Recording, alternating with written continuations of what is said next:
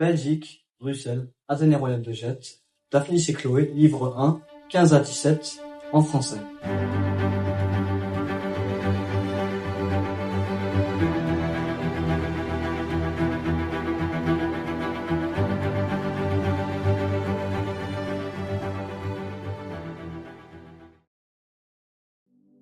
Dorcon, le bouvier qui avait tiré Daphnis et son bouc de leur fosse, jeune homme à la barbe naissante et qui connaissait de l'amour et les choses et les mots, était depuis ce fameux jour amoureux de Chloé.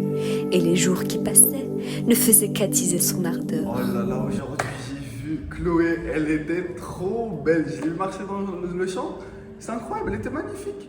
Je pense que je vais préparer un bon petit plan pour qu'elle tombe amoureuse de moi et ça va être parfait. Et donc, Chloé, qu'en pensez-vous de Dorcon? Dorcon qui? Sans se soucier de Daphnis qu'il considérait comme un enfant, il résolut de parvenir à ses fins par des cadeaux ou par la force. Il commença par leur apporter des cadeaux. Pour Daphnis, une syrinx de bouvier composée de 9 roseaux liés ensemble par des pièces de bronze en guise de cire, et pour Chloé, une peau de faon pareille à celle des bacchantes dont le poil de plusieurs couleurs semblait avoir été peint. Considéré dès lors comme un ami, il négligea peu à peu Daphnis, tandis qu'à Chloé, chaque jour il offrait un fromage frais, une couronne de fleurs ou un fruit de la saison. Il lui apporta même une fois un petit veau, un bol en bois incrusté d'or et des oisillons qu'il avait dénichés dans les collines. Et alors, ce plan avec Chloé? Et bah, je pense qu'il a parfaitement fonctionné, hein. J'espère que tous les cadeaux, elle a pu en profiter un max. J'ai l'habitude avec les femmes, donc je pense qu'elle doit penser à moi tous les jours en mangeant et en profitant de ses cadeaux. Elle, qui ignorait les ruses des amoureux, était heureuse de recevoir ces cadeaux, d'autant plus heureuse qu'elle pouvait à son tour les offrir à Daphnis. Et donc, ce plan avec Chloé, pouvez-vous m'en dire plus? A-t-il marché? Ah, absolument. J'ai vu dans ses yeux que je lui plaisais. Tous les cadeaux que j'ai pu lui offrir, je pense que ça a fait son effet.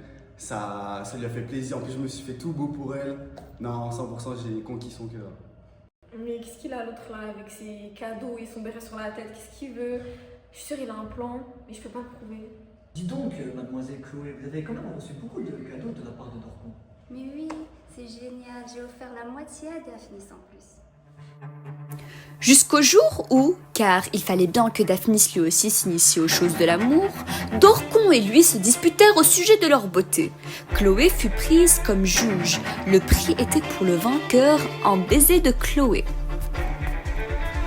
Moi, jeune fille, je suis plus grand que Daphnis. Moi, je suis bouvier, lui, il est chèvrier. Je suis plus fort que lui, comme les vaches par rapport aux chèvres. Je suis blanc comme le lait et d'un blond roux comme le blé juste avant la moisson. Moi, ma mère qui m'a nourri, non une bête. Lui, là, il est petit, il n'a pas de barbe. On dirait une femme. Il est noir comme un loup. Il garde des boucs, il sent horriblement mauvais et il est si pauvre qu'il ne peut même pas se nourrir un chien. Et si, comme on le dit, c'est une chèvre qui lui a donné son lait, il n'y a aucune différence entre lui et des chevaux. Tels furent les propos de Dorcon et d'autres du même style. Quand il eut fini, Daphnis répliqua « Oui, c'est une chèvre qui m'a nourri, comme Zeus. Les boucs que je garde sont plus gros que ces vaches, et je n'en ai pas du tout l'odeur. Pas moins qu'au pain, qui en était lui-même un. Je me satisfais de fromage, de pain cuit à la broche et de vin de clairet, comme les riches paysans. Je n'ai pas de barbe, Dionysos non plus. J'ai les cheveux noirs comme l'hyacinthe. Dionysos l'emporte sur les satyres et l'hyacinthe sur les lys. Lui là, il est roux comme un renard, il porte une barbiche comme un bouc et il est blanc comme les femmes de la ville. Le baiser que tu dois donner, s'il est pour moi, ce sera sur la bouche, et s'il est pour lui, ce sera sur sa barbichesse. Et souviens-toi, jeune fille, toi aussi tu as été élue par une chèvre, tu n'en es pas moins belle. Chloé n'attendit pas davantage. Ce compliment lui fit plaisir et, comme elle désirait depuis longtemps embrasser Daphnis, elle courut lui donner un baiser, tout simple certes et sans art, mais bien capable d'embraser une âme. Dorcon, vexé, disparut en vitesse, réfléchissant à un autre moyen de satisfaire son amour. Je pense que je vais préparer un bon petit plan pour qu'elle tombe amoureuse de moi et ça va être parfait. Daphnis, lui, comme s'il avait reçu non pas un baiser mais une morsure, ne tarda pas à s'assombrir. Souvent, il respirait profondément pour contenir les battements de son cœur. Il voulait regarder Chloé, mais quand il la regardait, il sentait le rouge lui monter aux joues. Il remarqua pour la première fois que ses cheveux étaient blonds, qu'elle avait de grands yeux comme une génisse et que son visage était vraiment plus blanc que le lait de ses chèvres. C'était comme si ses yeux s'ouvraient pour la première fois, comme si jusque-là, il avait été aveugle. Il ne mangeait plus, se contentait de goûter à la nourriture. Si on le forçait à boire, il buvait juste de quoi se mouiller la bouche. Ça va?